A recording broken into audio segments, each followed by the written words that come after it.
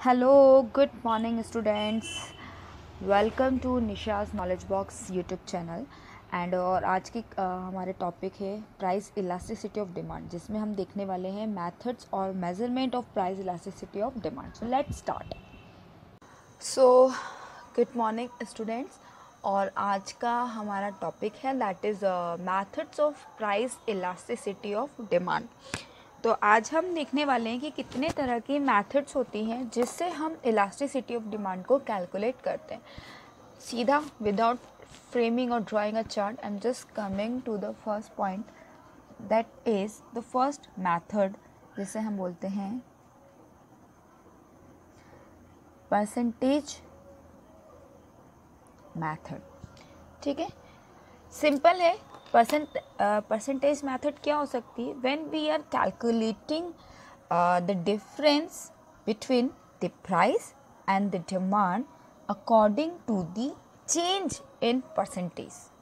ठीक है, थोड़ा नॉर्मल वे में मैंने आपको बताया है कि जब हम परसेंटेज के फॉर्म में है ना, यानी कि कितना परसेंट चेंज हो रहा है, क्वांटिटी, डिमांडेड एंड आपका प्राइस, वो कैलकुलेट करते हैं. That is called percentage method.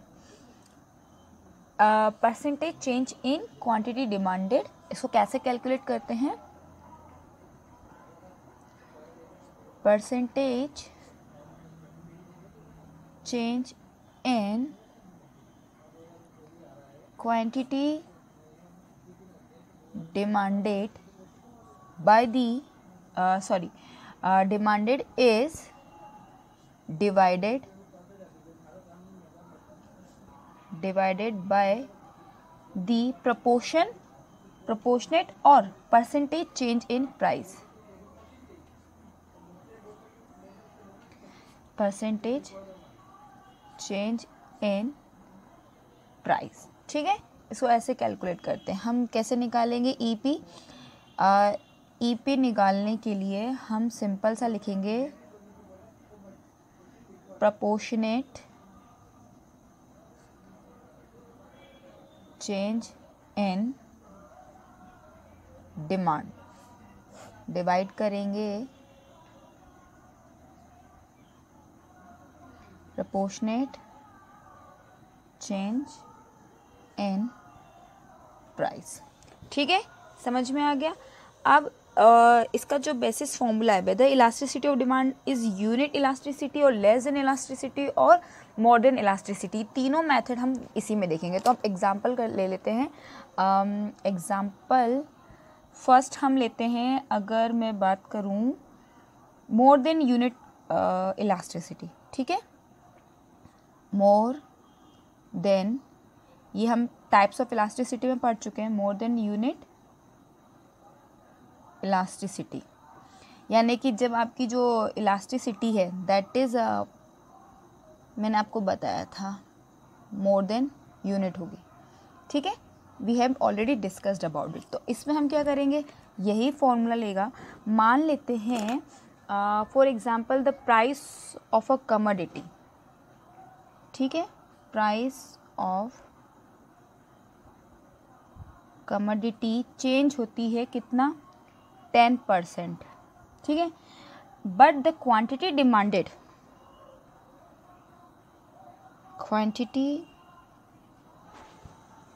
Demanded, ये कितना चेंज हो रही है? ये चेंज होती है 20% चेंज. ठीक है, तो क्या हो जाएगा फिर? इसको हम अगर इसी फॉर्म में लिखते हैं 20% बाय 10%, तो हमारी ईपी कितनी निकल के आएगी? 2. ठीक है, दैट इज 1. क्लियर है? तो ये कॉन्सेप्ट है. इस तरह से हम क्या करेंगे, कैलकुलेट करेंगे क्या, आपकी elasticity of demanded according to the more than unit elasticity. ऐसे ही अगर हम बात करें, ये तो हुआ मोर देन का. सेकंड अगर बात करें less than, and then third हम बात करें यूनिट. ठीक है, मैं रफली लिख रही हूँ, लेस देन यूनिट इलास्टिसिटी, और यूनिट इलास्टिसिटी। तीनों टाइप्स हम पढ़ चुके हैं। क्या होते हैं? लेस देन क्या होती है? जो कम हो, जैसे ये 20 थी, ये ज़्यादा हो गया, मान लेते हैं जस्ट अपोजिट, जस्ट इसको हम अपोजिट कर देते हैं, ये वैसे का वैसे ही रहेगा। यहाँ जो परसेंटेज इसका ये डेटा यही है, मतलब प्राइस ऑफ कमोडिटी चेंज 10% हो रहा है, यहाँ पर चेंज हो रहा है 20%, और डिमांड कितने परसेंट चेंज हो रही है? 10%। तो क्या रेशियो निकल के आ गया? 10/20। और आपका रिजल्ट क्या निकल गया? 0.5, दैट इज ई यूनिट से कम थी। ठीक है, उसी तरह से यूनिट इलास्टिसिटी निकालते हैं कि जितना प्राइस में चेंज हुआ है उतना ही डिमांड में चेंज हुआ है। तो क्या हो जाएगा हमारा? That will be 1। और ये तीनों चीज़ें जो हैं हम टाइप्स ऑफ प्राइस इलास्टिसिटी में डिस्कस कर चुके हैं कि यूनिट प्राइस इलास्टिसिटी क्या होता है, लेस देन प्राइस इलास्टिसिटी क्या होता है, और मोर देन प्राइस इलास्टिसिटी क्या होता है। वही एग्जांपल मैं आपको यहाँ पे समझा रही हूँ कि अगर मैं परसेंटेज मेथड की बात करूँ, क्योंकि मैं यहाँ पे परसेंट की बात कर रही हूँ कि कितना परसेंट चेंज हुआ, तो मैं बात करती हूँ प्राइस में 10% चेंज हुआ और क्वांटिटी डिमांड 20% चेंज हुई, तो इनकी प्राइस इलास्टिसिटी कितनी हुई? मोर देन यूनिट, यानी कि यूनिट यानी एक जैसे से ज़्यादा हुई, ये यूनिट इलास्टिसिटी है। ठीक है, इसमें क्या हो रहा है कि प्राइस भी हमारा 20% चेंज हो रहा है और डिमांड भी 20% चेंज हो रही है। तो कितना है? बराबर बराबर में इन लोगों में चेंजेस हुए हैं कि जितनी यूनिट प्राइस की कम हुई है उतनी ही यूनिट डिमांड की कम हुई है। ये मेथड है हमारी परसेंटेज मेथड। ठीक है, इसके बाद अब हम दूसरी मेथड पढ़ेंगे, that is total expenditure method. Okay, तो हमारी सेकंड मेथड है that is total expenditure method. इस मेथड में हम क्या देख रहे हैं कि कस्टमर का टोटल एक्सपेंडिचर कितना हो रहा है एक यूटिलिटी को, यानी एक डिमांड को पूरा करने के लिए। ठीक है, अगेन हम इसको तीनों तरह से देखेंगे, मोर than unit elasticity and less than unit elasticity. सबसे पहला मैं ले लेती हूँ एग्जाम्पल, इसमें description is not required but लिख लेते हैं हम लोग, that is total expenditure of customer on commodity, on a commodity. ये हम चेक कर रहे हैं कि कितना खर्चा हो रहा है। ठीक है, हम लोग देख चुके हैं ऑलरेडी कि एक्सपेंडिचर को किस तरह से कैलकुलेट करते हैं। The first one is more than unit elasticity, जो हम पहले भी ले चुके थे, मोर देन यूनिट इलास्टिसिटी। अब इसमें क्या होता है, when a fall in price of a commodity increases the total expenditure, यानी कि जो प्राइस है जब वो कम हो रहा है तो वो टोटल एक्सपेंडिचर को बढ़ा रहा है of the consumer, and a rise of a price reduces the total expenditure, that is the elasticity of demand according to the total expenditure method. इसको एग्जाम्पल लेते हैं यहाँ पर। Example, if price of commodity is 6, demand of commodity differs, demand of commodity is 1, जो total expenditure कितना करेगा? 6 रुपये की कोई चीज़ है तो और उसको सिर्फ एक ही खरीदनी है, तो उसका टोटल खर्चा कितना हो जाएगा? ऑफकोर्स 6 रुपीज़ हो जाएगा। हमारी इलास्टिसिटी ऑफ डिमांड क्या हो जाएगी? ऑफकोर्स यहाँ पर कोई भी इलास्टिसिटी नहीं है। क्यों? क्योंकि अभी तो हमने कुछ इंक्रीज डिक्रीज देखा ही नहीं है। जब इंक्रीज है डिक्रीज होगा तभी तो पता चलेगा कि इलास्टिक है कि नहीं है, खिंच रहा है कि नहीं है, चेंज हो सकता है या नहीं हो सकता। तो अब हम देखते हैं प्राइस में, हम देखते हैं रिड्यूस 5, 1 रुपया कम हो गया, डिमांड अचानक से इंक्रीज हो गई 2, अब टोटल एक्सपेंडिचर कितना हो जाएगा? ऑफकोर्स 10 रुपीज़, 5 रुपये का एक है, 2 खरीदा 10 रुपये हो गया। अब क्या हुआ यहाँ पर? इलास्टिसिटी क्या हुई आपकी? मोर देन यूनिट हुई। आपने 1 रुपये में चेंजेस आया था, है ना, हम इनको ही कैलकुलेट करेंगे। इसको मैं कैलकुलेट करूँ तो डिफरेंस इज़ ओनली 1 रुपीज़ बस, but here the difference is all about 4 rupees. तो ये कैलकुलेशन ही हमारी क्या कहलाती है, मोर देन प्रोपोर्शनेट या मोर देन यूनिट इलास्टिसिटी। ठीक है, इसी तरह से अब हम सेकंड देखते हैं, आपका कौन सी थी है, हाँ, यूनिट या लेस देन इलास्टिसिटी, या हम यूनिट इलास्टिसिटी लेके चलते हैं। यूनिट इलास्टिसिटी, ठीक है, इसमें क्या होगा, ग्राफ वही रहेगा, चेंज करके देखते हैं, फिर से ग्राफ बनाओ, शेड्यूल बनाना पड़ेगा। ये टेबल होता है जिसको मुझे आदत सी हो गई है स्केड्यूल बोलने की, तो आप लोग कंफ्यूज ना हो, ये टेबल ही है जिसको हम इकोनॉमिक्स में स्केड्यूल बोलते हैं, और मैं तो खैर हमेशा ही बोलती हूँ, आप लोग भी बोले, अच्छा लगता है। तो इसको खींचने में बहुत टाइम लगता है, that's I don't like actually. Okay, तो अब अगेन हमारी हेडिंग वही रहेगी, price, demand, total expenditure and elasticity of demand. क्या होगा यहाँ पर, यूनिट इलास्टिसिटी है, तो आप ये मान के चलें कि यूनिट जितना प्राइस में फॉल होगा उतना ही डिमांड में क्या होगा, इंक्रीज होगा। टोटल एक्सपेंडिचर बिल्कुल भी नहीं बढ़ेगा घटेगा, यानी कि मेरे एक यूनिट का डिक्रीज़ हुआ है तो एक ही यूनिट मेरी क्या हुई है, प्लस में गई है। ठीक है, यही हमारी यूनिट इलास्टिसिटी, और हमने इसको किस बेसिस पे कैलकुलेट किया है, इस बेसिस पे। इसको हमने किस बेसिस पे कैलकुलेट किया है, इस बेसिस पे। ये हमारी टोटल एक्सपेंडिचर मेथड। ठीक है, अब इनइलास्टिक देखें, इनइलास्टिक डिमांड क्या हो सकती है, या लेस देन यूनिट डिमांड क्या हो सकती है, थर्ड वन,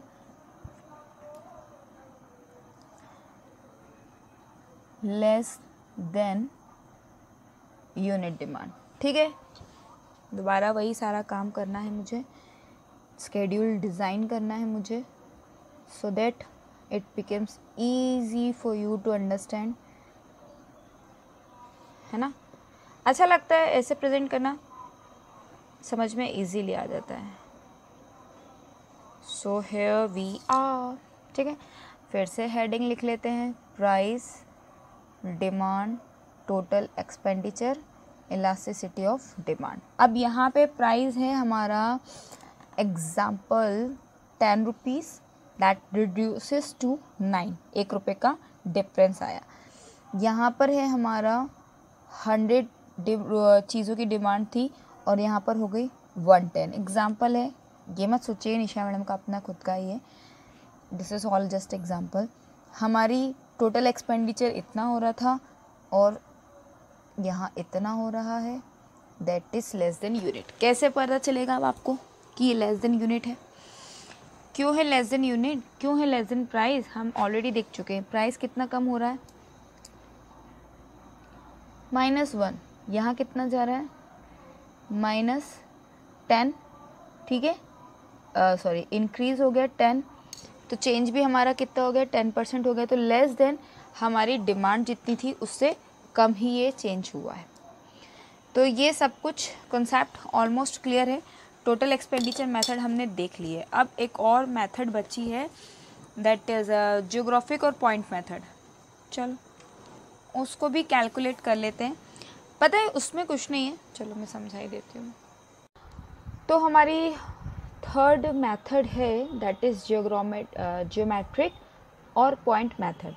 इसमें क्या होता है कि जो हमारा इलास्टिसिटी है, that when it is measured at a point on a demand curve, it is called point elasticity of demand. ठीक है, when elasticity is visible or not, it is visible, okay, when elasticity is measured at a point on a demand curve. समझ ही गए होंगे क्या मतलब है कि demand curve के बारे में जब हम बात कर रहे हैं तो उस तरह से ये शो कर रही है। अब कर्व क्या होता है, ऑफ कोर्स आप इकोनॉमिक्स के स्टूडेंट हैं, आपको पता होना चाहिए कि जो टेबल होती है जब हम उसे ग्राफ में कर्व के फॉर्म में शो करते हैं that is called the curve, demand curve. चलो बना लेते हैं, ये तो समझ में नहीं आएगा, बोलोगे मैडम बताती नहीं है अच्छे से। ये देखिए, ये आपका स्केल हो गया, ठीक है। ये है हमारा y axis, this is our x axis, और ये हमारा 0। अब कोई और एग्जांपल ना लेते हुए just directly coming to something this, ये है हमारा डिमांड कर्व। एक क्वेश्चन भी आता है कि why does demand curve slope to downwards, तो आपको ये चीज़ पता होनी चाहिए। अब मैं इसको थोड़ा सा राउंड अप कर रही हूँ, ठीक है। परफेक्ट, वाह निशा। चलो ये है हमारा डिमांड कर्व। अब हम कैसे पता कर रहे हैं डिमांड प्राइस इलास्टिसिटी, यानी कि प्राइस इलास्टिक है या नहीं है, ये हम कैसे पता कर रहे हैं, किस बेसिस पे, अकॉर्डिंग टू दिस बेसिस, ठीक है। पॉइंट क्या है, this is our demand curve point. Demand यहाँ जा रही है तो बढ़ रही है, डिमांड यहाँ जा रही है तो घट रही है।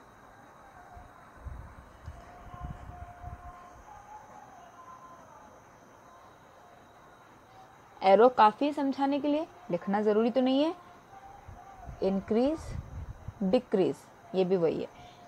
तो बताने का मतलब ये है, अब अगर मैं यहाँ पर इस पॉइंट पर जाकर के एक लाइन ले लेती हूँ, एक लाइन ड्रॉ करती हूँ, और इस पॉइंट को मैं बोलती हूँ हमारा ए पॉइंट, इस पॉइंट को मैं बोलती हूँ हमारा बी पॉइंट। ये है हमारी डिमांड, एम मैंने डिनोट कर दी डिमांड को, और यहाँ पर मैं पी डिनोट, वैसे तो ये पी है ही, इस पी को मैं डिनोट कर देती हूँ प्राइस को। ये पॉइंट पे जब हमने क्लियर कर लिया है, this is called point method, point elasticity of demand. अब यहाँ क्या क्या है देख लेते हैं, क्या क्या इंग्रेडिएंट्स मिलाए हैं हमने इस रेसिपी में। तो सबसे पहला इम्पॉर्टेंट जो हमारा डी डी है, डी डी यानी कि ये डी डी क्या है, this is a demand curve, ठीक है, इसको मैं डिमांड कर्व बोलती हूँ, डी डी। फिर क्या है point B, this is point of demand curve, ठीक है। चलो अब हम देखते हैं कि जो मेरी स्ट्रेट लाइन थी, जो मैंने बी और ए ली है, ए एंड बी, क्या है ये स्ट्रेट लाइन, स्ट्रेट लाइन। अब अगर मैं इसको कैलकुलेट करूं पॉइंट बी से, इस पॉइंट से अगर मैं कैलकुलेट करती हूँ रेशो का P A to P B, ये मेरा कैलकुलेशन होगा।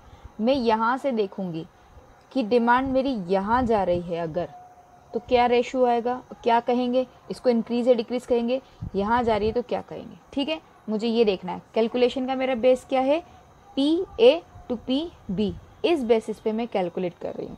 अब रिजल्ट क्या निकल के आता है, रिजल्ट ये निकल के आता है कि इफ़, इसको मैं ऐसे भी लिख, ओ सॉरी, पी ए, ओप्स क्या चल रहा है निशा, पी बी, ठीक है। तो अगर आप ये करते हैं, अब आप मान के दो कंडीशन आएंगी, if P A is greater than P B, ठीक है। तो क्या निकल गया, डिमांड इज इलास्टिक, ठीक है। और अगर if P A is less than P B, demand is inelastic. Clear है, समझ में आ गया कैलकुलेशन कैसे करेंगे। और एक और चीज़ है, if P A equals to P B, that is demand is unit. तो हमने 3 मेथड देखी हैं और ये हमारी है पॉइंट मेथड, जियोमेट्रिक मेथड, जिसमें हमने एक कर्व डिज़ाइन किया है, दैट इज़ डिमांड कर्व। हमने एक स्ट्रेट लाइन ली है, इस पॉइंट से मैं कैलकुलेट कर रही हूँ, जो मेरा पी पॉइंट है, इस पी पॉइंट से मैं कैलकुलेट कर रही हूँ कि मेरी डिमांड बढ़ रही है या घट रही है, इलास्टिक है, इनइलास्टिक है या यूनिट है। So this is all about the methods of price elasticity of demand. Thank you. Thanks for watching my channel. You can discuss your doubt, your feedback in comment section, and if you like my channel, please like, share and subscribe the video. Thank you.